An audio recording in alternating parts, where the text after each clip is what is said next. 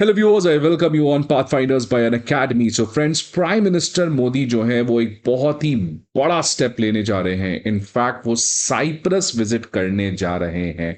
Friends, ये expected ही नहीं था किसी को कि इतने शॉर्ट टर्म पे प्राइम मिनिस्टर मोदी अपने पूरे ट्रिप को वापस से रीअलाइन करेंगे और साइप्रस एक सरप्राइज विजिट देंगे। और लास्ट टाइम किसी भारत के प्राइम मिनिस्टर साइप्रस विजिट किए थे तो वो अगेन बीजेपी के प्राइम मिनिस्टर थे, Atal Bihari Vajpayee ji.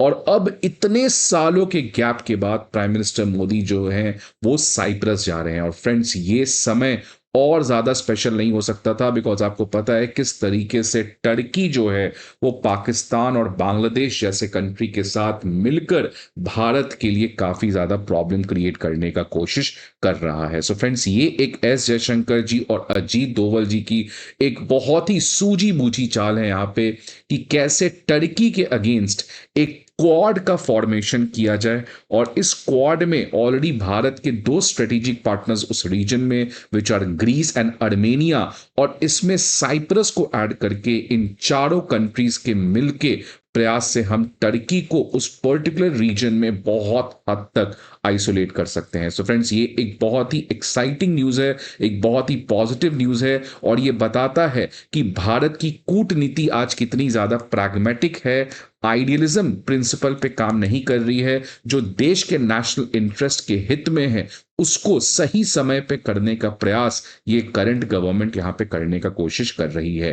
So friend, news देख सकते हैं क्या, as a part of India's deepening engagement with Europe, prime minister Narendra Modi जो हैं वो साइप्रस विजिट करेंगे जब वो कनाडा जा रहे होंगे G7 समिट में। सो फ्रेंड्स, ऑलरेडी पता है आपको कि कनाडा जो है वो यू टर्न लेते हुए अचानक बहुत बेबसी में in fact prime minister Narendra Modi को इनवाइट करते हैं, क्योंकि उनको पता है कि अगर इंडिया जैसे कंट्री को आप G7 समिट में नहीं बुला रहे हो तो G7 समिट को बंद कर देना चाहिए। तो कनाडा ने अचानक यू टर्न लेके प्राइम मिनिस्टर मोदी के विजिट को प्लान किया।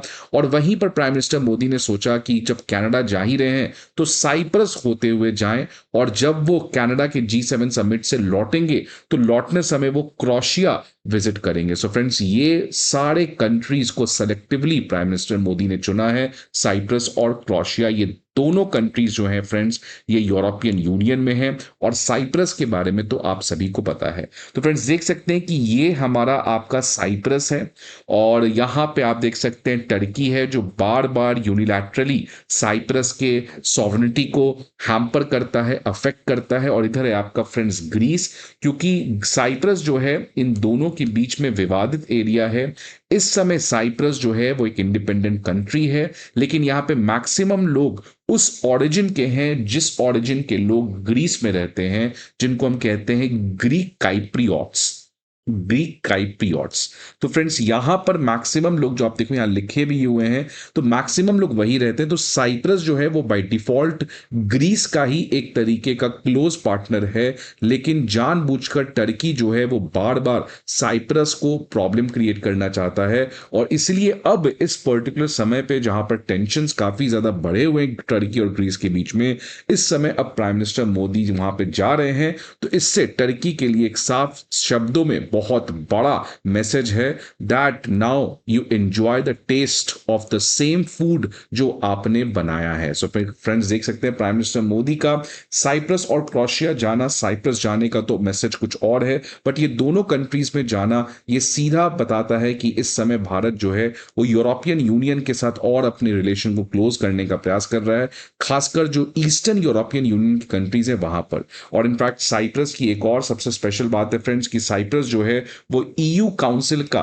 जो आपका है प्रेसिडेंट बनने जा रहा है in the first half of the next year, which is 2026। तो फ्रेंड्स, साइप्रस की जो जियोपॉलिटिकल वेटेज है वो आने वाले समय में और भी बढ़ेगी। सो फ्रेंड्स, इसी पर्टिकुलर न्यूज के बारे में आज हम लोग डिटेल में डिस्कशन करेंगे, बट आगे बढ़ने के पहले एक इंपॉर्टेंट इंफॉर्मेशन आप सभी के लिए कि academy IAS previous year questions, current affair magazines और प्रीलिम्स मॉक टेस्ट, ये तीनों चीज के पीडीएफ अब आपके सामने लेकर आया है। ये सारे पीडीएफ आपको दिए गए हमारे वीडियो के डिस्क्रिप्शन के लिंक पर मिलेगा। इसके अलावा if you need any other information friends, feel free to call on this number, या आप हमारे किसी भी ऑफलाइन सेंटर पर विजिट कर सकते हैं। सो फ्रेंड्स, ये जो हिस्टोरिक साइप्रस विजिट है, इसके ऊपर बहुत सारे जियोपॉलिटिकल एनालिस्ट्स की नजर थी। इनफैक्ट आपको पता है, मैंने खुद बताया था कि बहुत सारे लोग इंडिया को कहते थे कि आप सीरियस नहीं है, टर्की किस तरीके से पाकिस्तान की मदद कर रहा है, तो इंडिया क्या कर रहा है टर्की की परेशानी को बढ़ाने के लिए। तो ऑलरेडी इकोनॉमिक सैंक्शंस तो हमने लगा ही दिया है, कंप्लीट इकोनॉमिक बॉयकॉट हमने टर्की के इन्वेस्टमेंट को किया है,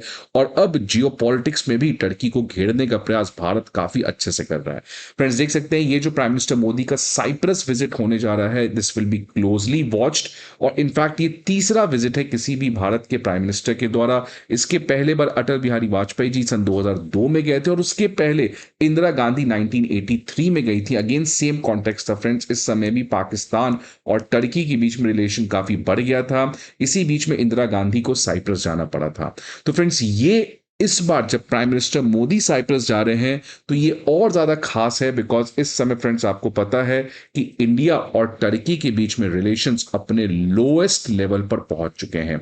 और इनफैक्ट फ्रेंड्स ये तो आपको पता ही होगा कि टर्की ने कैसे अपना खुद का एक ट्राइलैटरल एक्सिस बनाने का प्रयास किया, जहां पर टर्की ने कहा कि अजरबैजान, पाकिस्तान और प्रोबेबली वो बांग्लादेश को भी इंक्लूड करके एक डिफेंस एग्रीमेंट बनाना चाहते थे। और आपको पता है इनफैक्ट टर्की जो है वो बांग्लादेश में अब एक डिफेंस इंडस्ट्रियल कॉम्प्लेक्स भी बनाना जा रहा है। So Turkey friends full on Bharat के लिए प्रॉब्लम क्रिएट करना चाह रहा था, और अब भारत जो है विदाउट वेस्टिंग एनी टाइम खुद टर्की के अगेंस्ट एक क्वाड जैसा फॉर्मेशन बना के टर्की को कंप्लीटली आइसोलेट करना चाहता है।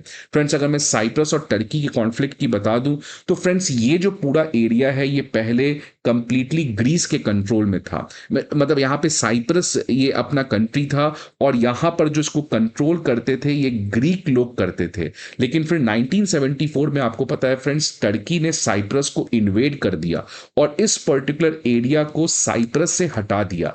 और टर्की का ये कहना था क्योंकि यहां पर रहते हैं टर्की ओरिजिन के लोग और यहां पे रहते हैं ग्रीस ओरिजिन के लोग, तो फ्रेंड्स ये हमेशा से साइप्रस जो है वो प्रीडोमिनेंटली ग्रीस लोग ही चलाते थे। लेकिन फिर 1974 में आपको पता है टर्की ने इन्वेड करके साइप्रस को दो भाग में बांट दिया, और ये जो पर्टिकुलर एरिया है जो टर्की इस समय कंट्रोल करता है इसको कोई भी कंट्री नहीं मानता है, केवल टर्की खुद ही इसको अपना एक कंट्री मानता है। बाकी इस समय जब मैं साइप्रस की बात करता हूं या यूनाइटेड नेशन जिस साइप्रस को रिकॉग्नाइज करता है तो वो है फ्रेंड्स ये वाला साइप्रस जो इस समय ग्रीक काइप्रियोट्स जो हैं वो इसको कंट्रोल करते हैं। और फ्रेंड्स ये इस समय आपका यूरोपियन यूनियन का एक मेंबर भी है। तो इनफैक्ट शॉर्ट में अगर मैं बात करूं तो टर्की ने इलीगली साइप्रस के एक पर्टिकुलर एरिया को इन्वेड कर लिया है, साइप्रस को ब्रेक कर दिया है। ग्रीस का हमेशा कहना है कि साइप्रस को यूनिफाई कर देना चाहिए, लेकिन टर्की जो है वो इसको एक इंडिपेंडेंट कंट्री की तरह देखना चाहता है, जिसकी वजह से टर्की के लोग और यहां पे जो ग्रीस वाले लोग हैं जो ग्रीक काइप्रियोट्स हैं इन दोनों के बीच में हमेशा टेंशन होता है, जिसकी वजह से टर्की साइप्रस का तो कॉन्फ्लिक्ट है ही, लेकिन साथ साथ टर्की और ग्रीस का भी कॉन्फ्लिक्ट यहां पर है। और रिसेंट फ्रेंड्स देख सकते हैं कि ग्रीस और टर्की के जो रिलेशंस हैं वो और ज्यादा खराब होते हुए दिखे थे।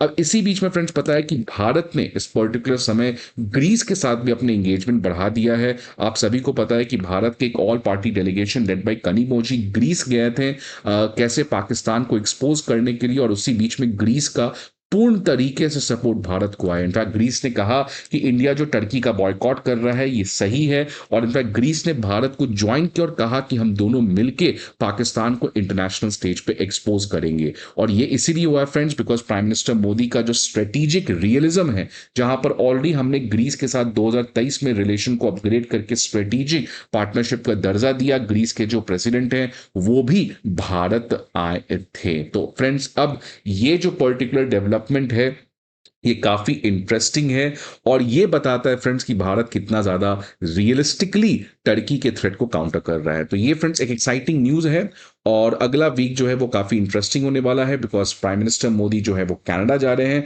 और ये बताता है कि कनाडा कैसा यू टर्न ले रहा है। अगेन दैट शोज कि भारत का आज जो जियोपॉलिटिकल वेट है वो काफी बढ़ा है इंटरनेशनल पॉलिटिक्स में। So friends Cyprus visit, Canada visit, ये दोनों विजिट ऐसे हैं जिसकी वजह से इंटरनेशनल पॉलिसी इस पर्टिकुलर महीने काफी ज्यादा इंटरेस्टिंग होने जा रही है। फ्रेंड्स आपके क्या एक्सपेक्टेशंस है भारत के प्राइम मिनिस्टर मोदी के साइप्रस विजिट से? Please let me know in the comment box. I hope आपको ये वीडियो अच्छा लगे। See you again some another video, till then good bye and take care.